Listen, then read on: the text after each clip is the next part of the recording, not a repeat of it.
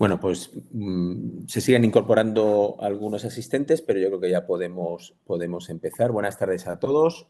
Bienvenidos a los asistentes a este webinar de Learning Genomics. Para aquellos que sea la primera vez que os incorporáis a estos webinars, es una serie de webinars que hacemos sobre preguntas muy concretas de aplicabilidad clínica o en el día a día de nuestra práctica oncológica. Y está apoyado y colaborado por Health in Code y por la Fundación ECO. El tema de hoy es un tema cuanto menos interesante, incluso podríamos hablar de cierto componente casi filosófico o cultural, ¿no? Estamos asistiendo asistiendo no, ya está incluido, ¿no? Y recientemente hemos tenido además la incorporación de la cartera de nuevos estudios genéticos por parte del Ministerio y, bueno, pues los estudios moleculares son imprescindibles en muchísimas situaciones oncológicas y, por lo tanto, debemos saber qué queremos pedir y qué pedimos a nuestros pacientes que sea de utilidad. Para eso hoy tenemos la enorme suerte, y lo digo de verdad de corazón, de tener dos primeros espadas, y esto va un poco en reconocimiento a Enrique, que está por Sevilla, dos primeros espadas, ¿no? Tierra de toreo. Enrique de Álava y Fernando López Ríos. Enrique de Álava, voy a empezar presentándole, él es patólogo, se formó en la Universidad de Navarra. Su área fundamental o de investigación más importante, o, bueno, en los primeros años de su desarrollo, fue el diagnóstico y todo el tema translacional de sarcomas. Él es en este momento profesor de patología en el Hospital Virgen del Rocío y en la Universidad de Sevilla, investigador principal y coordinador del programa de genética y oncohematología del Instituto de Biomedicina, Instituto de Investigación de Sevilla. Es el coordinador de la estrategia de precisión, de medicina de precisión de Andalucía, y ha sido presidente de la Sociedad Española, o la Academia, perdón, Española de Patología, y es en la actualidad vicepresidente de la For Europe of the International Academy of Pathology. Gracias, Enrique, por estar aquí y bienvenido a este webinar. Muchas gracias, Pedro. Y en segundo lugar tenemos a Fernando López Ríos, también una persona de reconocido prestigio y muy conocido en el entorno patológico, de anatomía patológica y molecular. Él es el jefe en estos momentos del Servicio de Diagnóstico Molecular del Hospital 12 de Octubre en Madrid y profesor de patología en la Universidad Complutense. Ha sido director del Laboratorio de Dianas Terapéuticas de HM Hospitales aquí en España y, bueno, su área fundamental de investigación y de expertise es el tema de los biomarcadores oncológicos, sobre todo en cáncer de pulmón y en mesotelioma, y ha recibido prestigiosos premios a nivel internacional relacionados con el mundo de la anatomía patológica. Igual, Fernando, muchísimas gracias y bienvenido a este webinar por estar esta tarde aquí. Gracias, buenas tardes.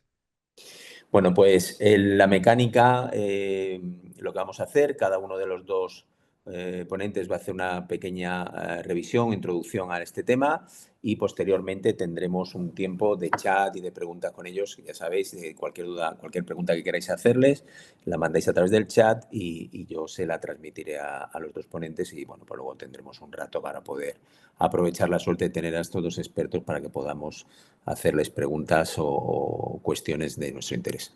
Entonces, si os parece, vamos a empezar con Enrique de Álava. Enrique, cuando quieras. Pues nada, muy buenas tardes a todos y feliz día de Andalucía a los que se conecten desde Andalucía. La suerte es mía de que me hayan hecho esta pregunta porque nos obliga a revisar y a ver y a debatir con vosotros, ¿no?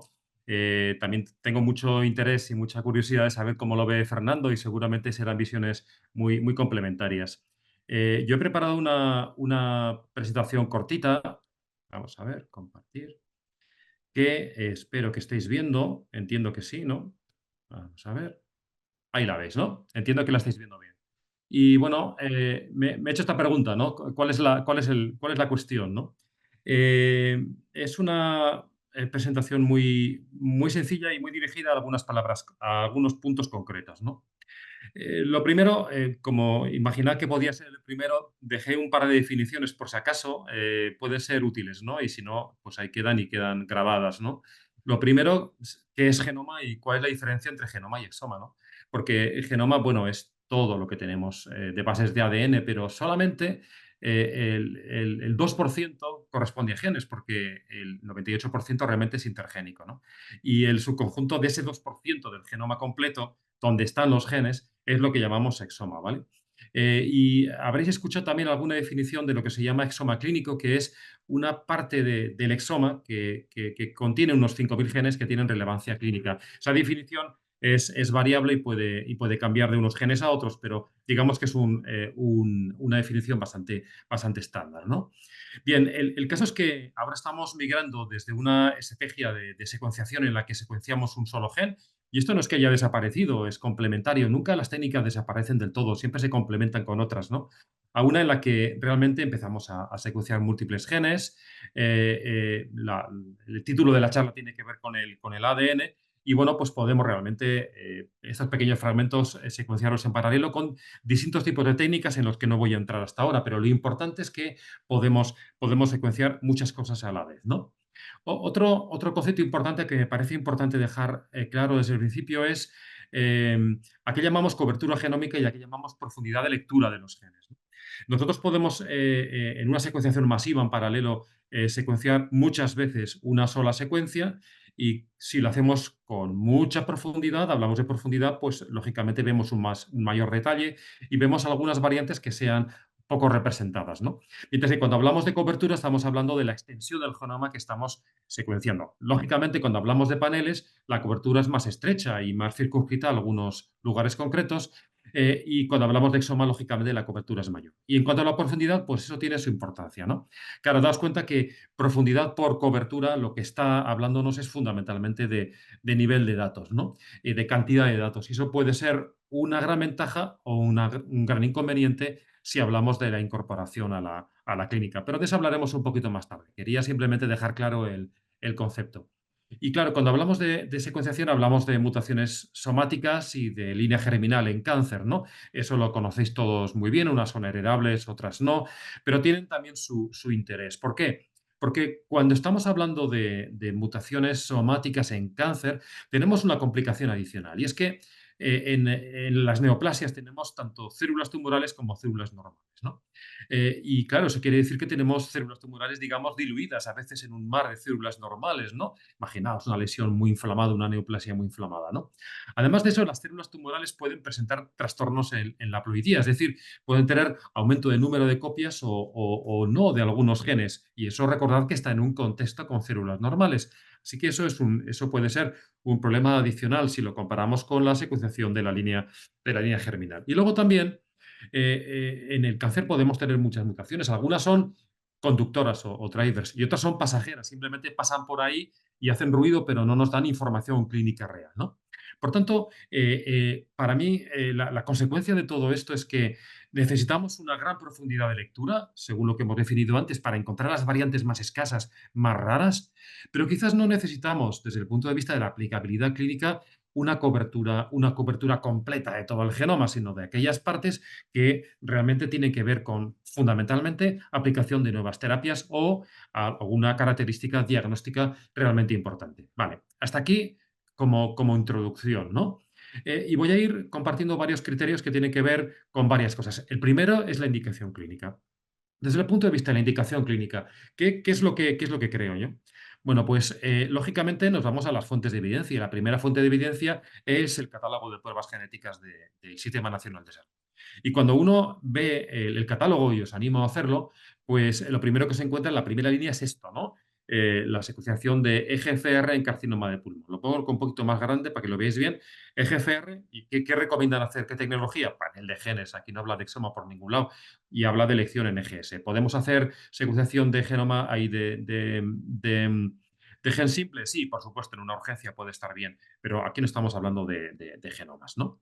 Pero si seguimos, lógicamente eso tiene que ver con genes tremendamente accionables. Y esto también es importante porque cuando hablamos de paneles y no de exomas, estamos hablando de algo que se aplica rápidamente en el mundo clínico y tiene un tiempo de demora breve, es decir, el tiempo de demora breve que un clínico necesita para poner tratamiento de un paciente con un carcinoma de pulmón, por ejemplo, con un síndrome de vena cava superior, ¿no?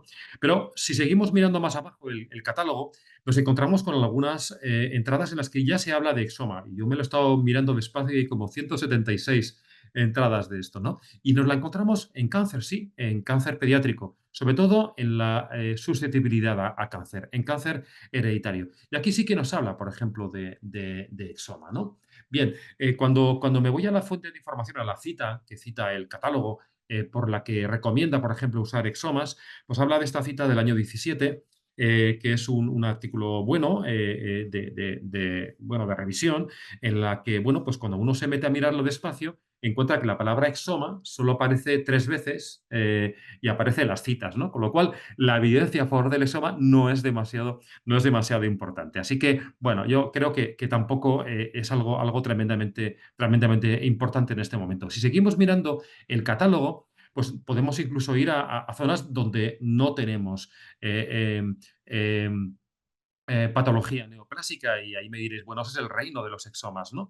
Y bueno, pues sí o no. Por ejemplo, si vamos a las distrofias retinianas, que ya sé que no diagnosticáis ni tratáis eso, pero es importante verlo, sí que habla de exomas, ¿no? Pero si uno mira con más detalle, también habla de paneles y habla de otro tipo de tecnologías. Y uno se va a una revisión, que es la que recomiendan ahí, que está publicada el año pasado, y bueno, pues hablamos de secuencias, hay de distrofias retinianas, y efectivamente vemos que hay muchos artículos que hablan de exomas, pero muchos más hablan de paneles, ¿no? Y de hecho, cuando uno mira el artículo bien, habla de que efectivamente la secuenciación de exomas puede tener más tasa de diagnóstico en las distrofias hereditarias de retina, pero realmente se usa en conjunto, y es muy útil usar paneles para otras cosas, como por ejemplo para conos o distrofias de conos o bastones, ¿no? ¿A dónde voy con esto? A lo que voy es a que coexisten las técnicas, y que realmente las técnicas de exomas, incluso en práctica clínica, incluso en cosas que no son neoplasias, bueno, pues no siempre se usan. Bien, otra fuente de evidencia que he usado son la red española de agencias de evaluación de tecnologías sanitarias, ¿no? Y hay como 700 artículos, pero 2 de ellos nada más hablan de cáncer y hablan de secuenciación en cáncer. Este del año 22 de la Generalitat de Cataluña, y este otro del año 23 hecho en cooperación con OSEBA, con Osakidetza, País Vasco, ¿no? Vamos a ver qué es lo que dice cada uno de ellos. El primero, de lo que habla, es algo que yo creo que está muy claro, ¿no? Y fijaos, dice, ¿cuándo conviene usar exomas? Cuando hay que usar muchos genes, vale, bien, pero hay que considerar los exomas o la secuenciación de genoma completo cuando la afección muestra una alta heredabilidad en una familia, y aquí es lo importante, cuando se sospecha de una enfermedad de base genética con un elevado número de genes implicados potenciales, o se desconocen los genes responsables. Es decir, hablamos de un reducto muy concreto de investigación, o de un reducto en el que no conocemos muy bien o hay muchísimos genes, ¿no? Esto está en la página 39 de ese estudio. Es decir, que tiene un sitio, pero es un sitio muy concreto, ¿no? Vale. Y si nos vamos al otro artículo, al otro informe, el que tiene que ver con las leucemias agudas, pues simplemente dice que sí, de acuerdo, podemos ver más alteraciones, pero hablamos de un tipo de técnica cara, bueno, un poquito más cara, lenta, y esto es muy importante para aplicabilidad clínica y que requiere más trabajo, ¿no? Por tanto, los paneles de GNGS han adquirido más prioridad que los exomas y los genomas completos sobre estas técnicas al menos para aplicarlo a leucemias agudas, que sí que es una neoplasia que trabaja fundamentalmente o que tiene alteraciones en la línea somática, ¿no? Bien. Bueno, pues en cuanto a la aplicabilidad clínica, para mí esto es bastante claro, pero hay otros aspectos que son importantes. Por ejemplo, el punto de vista ético. El punto de vista ético nos crea bastantes problemas usar exomas o genomas completos. ¿Por qué?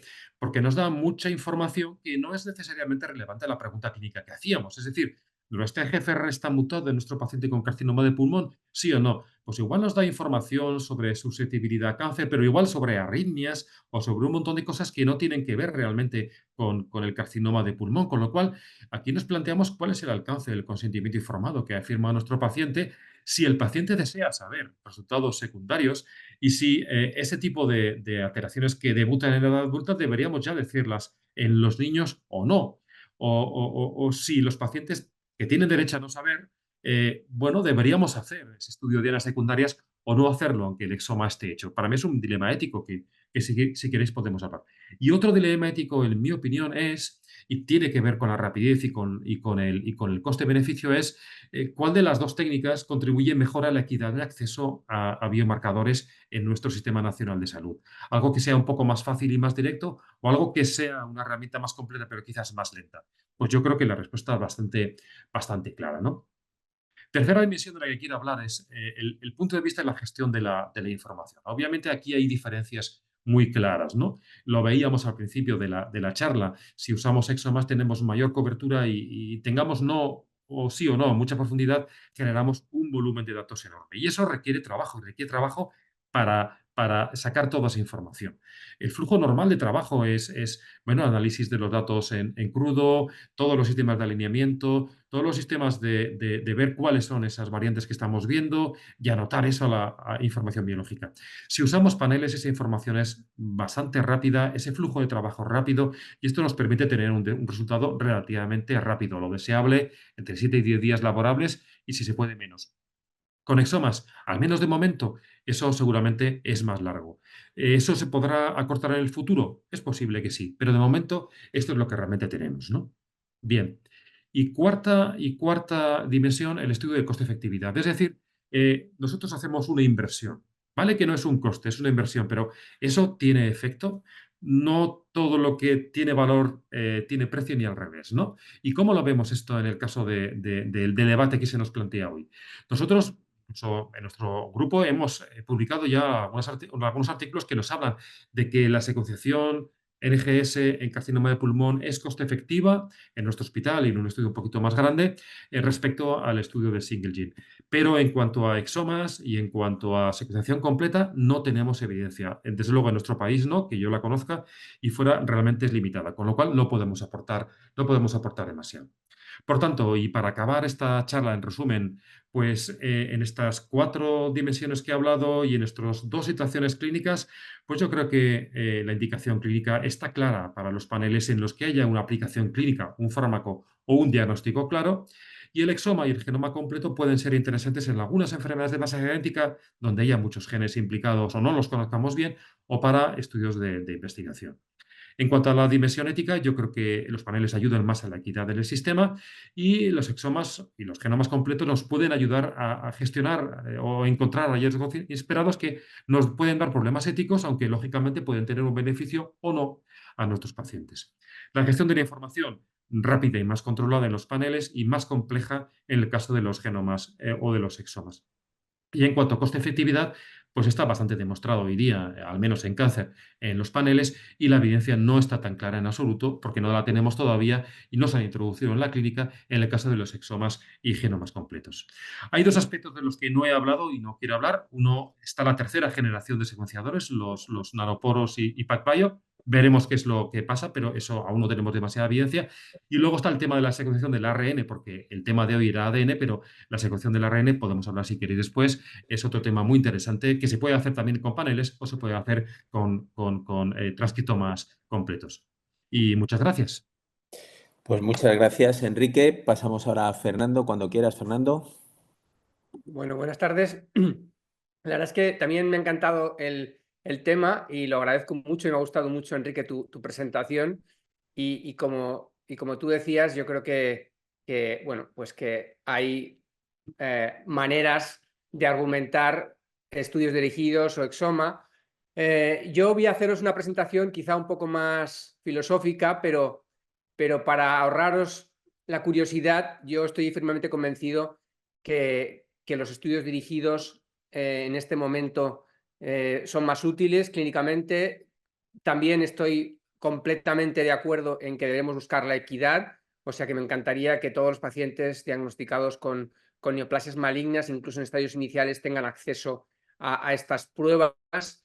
Y en este sentido creo que la única manera de conseguirlo es probablemente diseñando paneles dirigidos mucho más coste eficientes, ¿no? Entonces, lo primero que quería empezar es tratando de contestar a estas 3 preguntas. La primera sería ¿dónde nos encontramos? ¿No? Que yo creo que es bueno poner esto en perspectiva, ¿no? Llevamos más o menos 25 años tratando de conseguir que todos los pacientes con neoplasias malignas tengan anotaciones genómicas que permitan decisiones clínicas, y yo creo que es un buen momento para revisar el momento en el que nos encontramos. Fijaros, entonces esta publicación acaba de salir, son datos con muchos miles de pacientes que han sido sometidos a estudios de secuenciación masiva con paneles que yo creo que son dirigidos, pero ya paneles grandes, de cientos de genes, y fijaros, con el paso del tiempo, el número de pacientes que no tenían dianas terapéuticas se ha reducido a la mitad, solamente serían un poco más del 20%, 1 de cada 5. Y concretamente los genes que vamos a encontrar en estos pacientes son P53, KRAS y P16, ¿no? O sea que yo creo que esto es un mensaje también optimista en el sentido de que si utilizamos paneles concretos, paneles bien diseñados, pues cada vez podemos reducir el número de pacientes que no tienen una opción terapéutica. Esto, claro, está ligado a toda la investigación clínica y a todas las posibilidades terapéuticas, ¿no? Hablo concretamente aquí casi siempre de tumores sólidos, en pacientes, la mayoría adultos, pero también algunos pacientes infantiles. Y lo siguiente que quería insistir es que es importantísimo tener la información genómica antes de cualquier decisión terapéutica. Esto es una cosa muy evidente si lo cuentas a gente que no está trabajando en los hospitales o incluso gente que no está más en contacto con este tema, pero necesitamos datos experimentales para convencernos. Y aquí os muestro unas curvas de supervivencia en pacientes con cáncer de pulmón avanzado. Fijaros, la curva azul son pacientes en donde la decisión terapéutica se basó antes de hacer nada en la información genómica, frente a pacientes, la curva roja, donde se tomaron decisiones terapéuticas antes de disponer de la información genómica. O sea que la rapidez, como os enseñaré en un momento, es importante.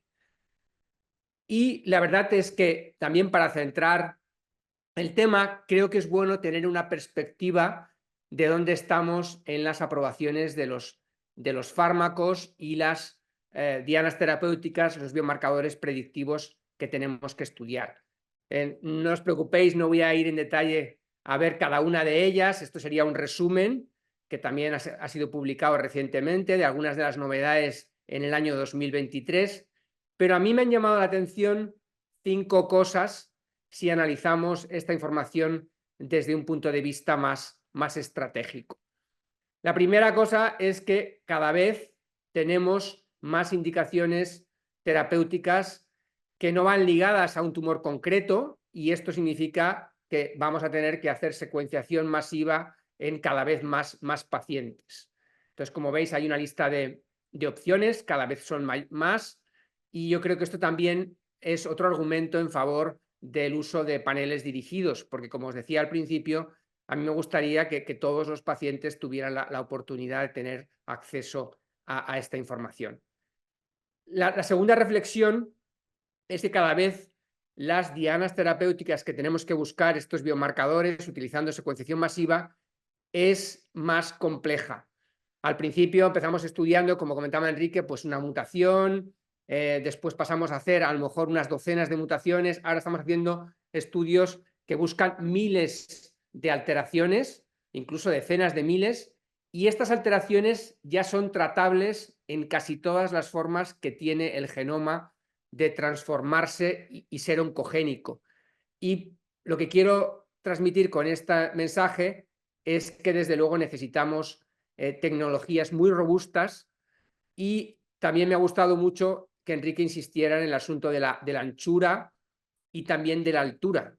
Y esto quiere decir que me gusta mucho el refrán este castellano, ¿no? De quien mucho abarca, poco aprieta, porque es cierto que los paneles, cuanto más grandes son, a veces se nos olvida que pueden tener algunos problemas, no solo de sensibilidad, sino también por el diseño de algunos algoritmos bioinformáticos, también problemas de especificidad. O sea que tenemos que mentalizarnos que la complejidad de alteraciones nos va a hacer la vida más difícil, pero si utilizamos paneles bien diseñados y con buenos controles de calidad manejados por equipos expertos, la verdad es que podemos tener muchísima información.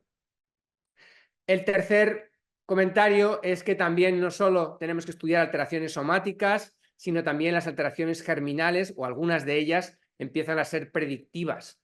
Y esto, como veis aquí en estas dos editoriales recientes, también es una fuente de controversia, pero aquí yo también soy optimista. Como veis en esta tabla, el número de alteraciones predictivas de momento es limitado y creo que puede hacerse estos estudios con paneles bien diseñados, paneles un poco más concretos, sin necesidad de recurrir a paneles grandes o incluso al estudio del exoma completo, por ejemplo. La siguiente reflexión, la cuarta reflexión, es que lamentablemente, como todos sabéis, los pacientes que han sido tratados en base a su información genómica, casi todos ellos acaban desarrollando mecanismos de resistencia que, al menos en el caso de los inhibidores tirosina quinasa, se podrían resumir de estas tres formas, ¿no? Hay resistencias en la propia diana, resistencias en vías de señalización alternativas y, por último, incluso a veces la evolución darwiniana histológica de algunos tumores que transforman su histología. Y aquí sí que yo os tengo que decir que tenemos que ser muy cuidadosos con el uso de las tecnologías que utilizamos, porque tenemos que ser, en este caso, lo más anchos posibles. Probablemente aquí yo sí que pienso, por tender un puente también para la discusión posterior, que los paneles tienen que ser grandes, porque todavía no comprendemos bien cuáles son estos mecanismos de resistencia, que además son nuevas oportunidades terapéuticas en muchas ocasiones para los pacientes, sobre todo en investigación clínica. O sea que aquí yo creo que también hay un punto muy importante de conexión con el uso de paneles grandes, ya os digo, incluso exoma, incluso genoma, potencialmente. Y por último, también yo quería transmitir la idea de que en este momento, como os decía al principio, no solamente tenemos que fijarnos en los pacientes con estadios avanzados, sino también con estadios iniciales. Esto ya está ocurriendo en muchos tumores sólidos y esto nos lleva a una complejidad organizativa, de flujo de pacientes, de determinaciones de biomarcadores, como veis en ese gráfico, que va a necesitar que tengamos que hacer estos estudios muchas veces a lo largo de la evolución clínica de un paciente. Y esto también me vuelve otra vez a traer la idea de la equidad y de la coste-eficiencia, y por eso yo creo que en este sentido, pues muchas veces vamos a tener que recurrir a paneles dirigidos, porque si no, realmente va a ser muy difícil que podamos contener los costes y que podamos dar información a tiempo para el tratamiento de nuestros pacientes, ¿no? También os tengo que decir que, por mucho que esta historia nos entusiasme, tenemos que también tener cuidado, porque sigue habiendo todavía algunas barreras clínicas que os resumo en esta imagen. Esto es una encuesta con más de 500 000 de pacientes con cáncer de pulmón avanzado. Y fijaros, las barreras se pueden resumir utilizando esas 4 T's, ¿no? A veces no había muestra suficiente, a veces no elegimos bien el panel, tardamos demasiado y, por supuesto, en ocasiones el coste es una importante limitación. El resultado es que, fijaros, un impresionante 50% de pacientes podrían no ser candidatos a terapias dirigidas debido a algunos de estos asuntos, ¿no? O sea que yo creo que esto también es una reflexión importante. Por eso, antes de correr un maratón, probablemente tengamos que simplemente plantearnos andar, ¿no? O sea que yo creo que tenemos también que tener estos datos en la cabeza cuando planteemos nuestros diseños de paneles y nuestros estudios de biomarcadores predictivos. Y yo, para terminar, un poco como quizá me toca un poco más hablar de las paneles más concretos, más dirigidos, quería simplemente reforzar dos de sus principales atributos, que son la rapidez y el que los circuitos de laboratorio son mucho más limpios, mucho más eficientes, ¿no?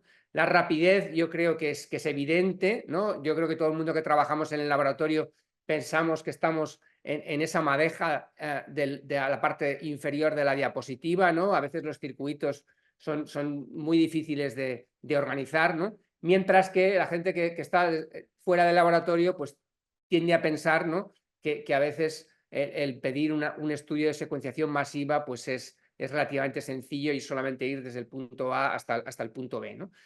La verdad es que, como os comentaba al principio, la rapidez es importante. Nosotros estamos cada vez más convencidos que sería muy bonito intentar tener resultados para nuestros pacientes en solamente 2 o 3 días laborables. Aquí os presento un estudio prospectivo que terminamos el año pasado en pacientes con cáncer de pulmón avanzado, donde sí que nos planteamos la hipótesis de si era posible terminar estos estudios en 3 días laborables y pensamos que de esa manera podemos hacer un impacto directo en las decisiones terapéuticas de los pacientes.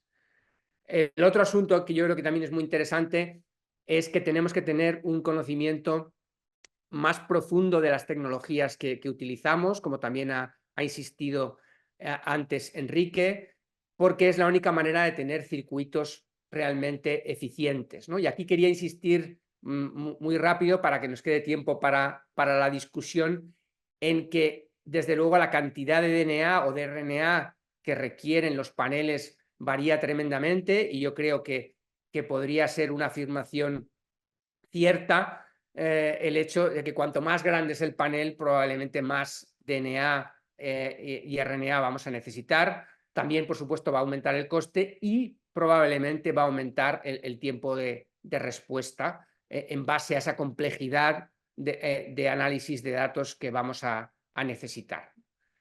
Y para acabar, quería terminar con un mensaje optimista, más global, un poco también para atender ese puente de comunicación entre paneles dirigidos, exoma o genoma completo, que algunos países están planteando, y es la necesidad de, hagamos lo que hagamos, tener cuantas más niveles de comunicación posibles mejor entre todo el mundo que esté implicado en estos estudios. Fijaros, nosotros seguimos haciendo reuniones formales dentro del laboratorio antes de firmar nuestros informes de secuenciación masiva, porque es el Comité Molecular de Tumores o el Comité Clínico donde finalmente discutimos estos resultados.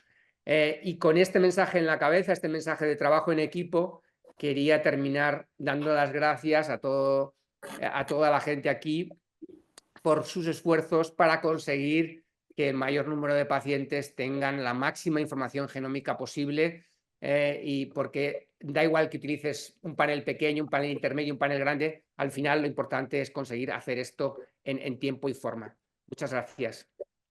Pues muchas gracias, Fernando, también a ti. Yo creo que han sido 2 excelentes revisiones y además planteando un poco cuestiones a plantear. Yo creo que se ha hecho una revisión sobre aquellos puntos que son importantes y que generan precisamente esas dudas, no voy a decir barreras, pero quizás esas dudas a la hora de decidir, y se han tocado de todos los puntos de vista, ¿no? Desde la parte técnica, a la parte social, a la parte legislativa. Por lo tanto, yo creo que aquí hay muchísimo que cortar. Tenemos una pregunta. Vale, nos hacen una pregunta, esto lo dejo abierto a los dos, por supuesto. Si es deseable tener un perfil genómico de inicio en los pacientes oncológicos, ¿debería ser tanto de línea germinal y somática? Empieza tú, Fernando. Bueno, yo creo que el estudio de la línea germinal, a la vez que el estudio somático, tiene algunas ventajas técnicas. De hecho, por curiosidad os diré que nosotros hace 10 años, cuando empezamos a hacer secuenciación masiva, paneles de cientos de genes, más de 400 genes, necesitábamos esa ayuda. Creo que en este momento, desde un punto de vista técnico, probablemente no es tan necesaria en todos los pacientes. Yo creo que en este momento probablemente no me parece a lo mejor la idea más oportuna por un asunto de coste, de complejidad, etcétera, y pensar también que muchos pacientes a lo mejor no van a necesitar esa información. O sea que si tuviera que contestar, yo iniciaría los estudios somáticos con la idea de que ya la edad u otras características clínicas no sirven para decidir qué paciente puede tener una alteración germinal, que también es otra barrera que yo quiero derribar. Cada vez vemos más alteraciones germinales fuera de los contextos clásicos que hemos aprendido en la universidad o hace años, y también los grupos que hacen secuenciación a miles de pacientes están encontrando esas mismas evidencias, ¿no? Yo estoy completamente de No sé qué acuerdo opinas tú. yo estoy de acuerdo contigo completamente. A mí me parece que efectivamente la barrera entre somático y germinal se va borrando y cuando hemos empezado a trabajar en ovario nos hemos dado cuenta de eso, ¿verdad? Y yo creo que además pedir algo que realmente no necesitas tiene un problema ético también, ¿no? Es decir, estudiar la línea germinal de una persona en la que realmente no está del todo justificado, a mí me crea un problema ético porque estoy accediendo a información de toda su familia antes y después, ¿no? Entonces, hombre, habría que informar muy bien a los pacientes y tener un consentimiento muy claro. Tenemos una segunda pregunta. Dice, en vuestra opinión, ¿cuál sería el tamaño adecuado de un panel dirigido a día de hoy? ¿20, 30 genes, como se hace en determinados centros? ¿O un panel de 150 que incluya reordenamientos y mutaciones de genes menos frecuentes? Nosotros estamos usando uno de 170 y algo, me parece, y estamos probando uno de 500 genes. Lo que nos gusta del de 500 es que ve muy bien la huella genómica relacionada con reparación de ADN, es muy completo, pero también es verdad que supone más tiempo de análisis, ¿no? Y yo estaba buscando esta mañana una diapositiva para poner que aquello más grande no es necesariamente mejor. Y lo ha dicho Fernando también en su presentación, ¿no? El equilibrio lo estamos encontrando de momento con algo de unos 170 genes que ya está bien, ¿eh? Que ya está bien. Lo más grande no es necesariamente mejor, aunque hay que explorarlo, por supuesto. Y si tuviera un exoma clínico cercano, pues lo probaría también a ver cómo me resuelve problemas. Pero me parece que vamos a hacer una inversión demasiado grande, demasiado espacio de almacenamiento y tiempo de análisis sin tener un beneficio a cambio tan claro. Es mi opinión. Fernando. Pues también muy de acuerdo con Enrique. Yo creo que quizá más importante que el número de genes es exactamente ver para qué está diseñado el panel, cuál es exactamente el diseño del panel. Paradójicamente, tengo que deciros que algunos paneles grandes en este momento hacen un peor trabajo para la identificación de muchas de las fusiones tratables que tenemos que en este momento reportar en muchos tumores sólidos. O sea que hay que tener cuidado con eso. Yo creo que quizá 20, no sé si me parece un poco en general, pero a lo mejor a partir de 50 genes en algunos tumores yo creo que pues, puedes hacer una cobertura fantástica. Además, la profundidad suele ser muy alta.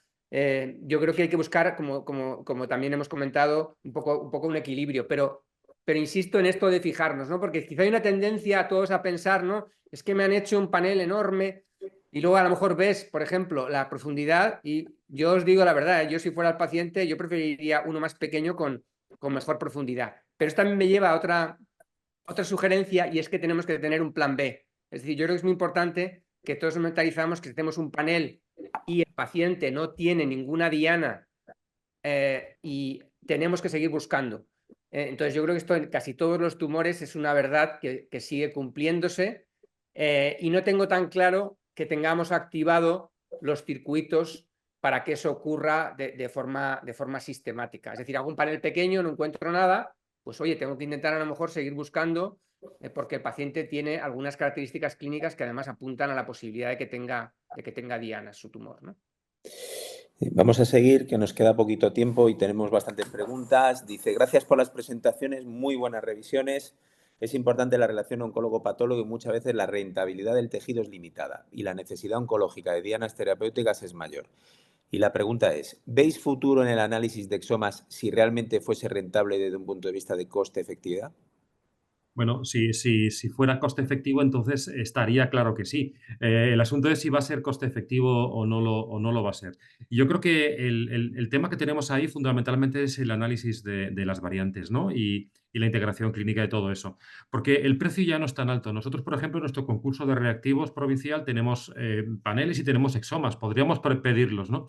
Pero se me cae de momento un poco de las manos tanta información, por lo que ha estado comentando antes Fernando.